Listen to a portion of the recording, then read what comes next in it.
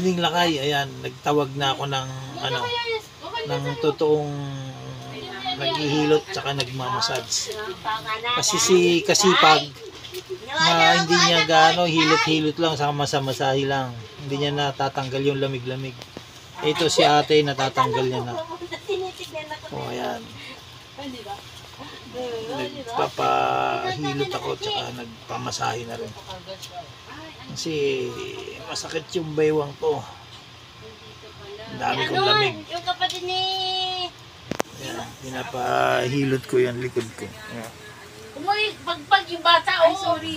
Naman eh. Gulo pa sila dito sa bahay. Yung batang maliit, yung kasama ko. Maingay din sila. Kanya yan. Ayan, minamasahe yung likod ko. Ayan.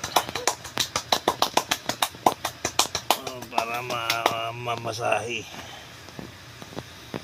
Para ma-relax yung likod ko. Ayan. Pinapamasahe ko yung ate. Tama lang.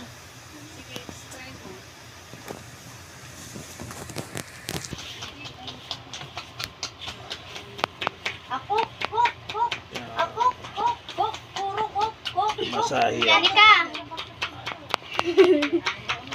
Makasya ba ito kalek? Hilot at saka masahe. Ayan o.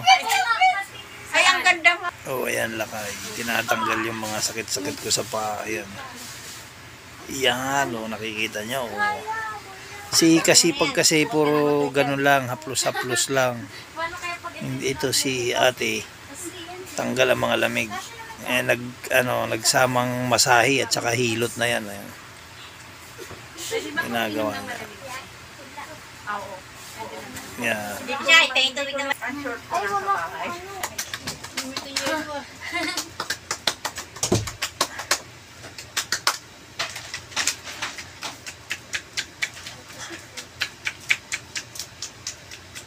Yan lakay. May kasamang hilot at masahe.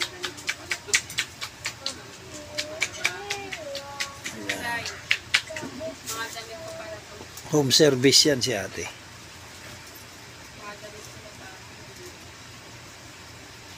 Yan, aray.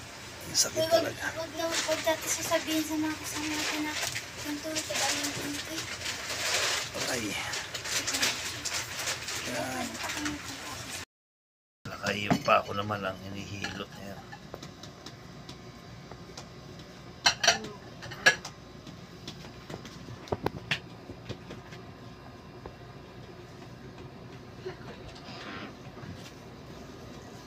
Ayan.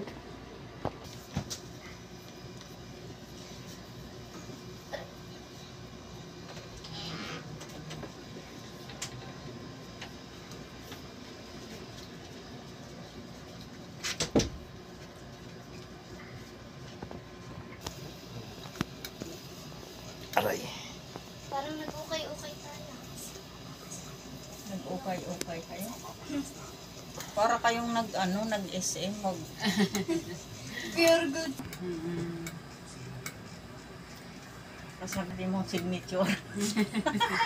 Ano nga sasabihin ko sa'yo, nauna lang ako eh. Ano yung sa mama yan? Si Johan ba ayaw na sa mama Janica? Sino po? Johan?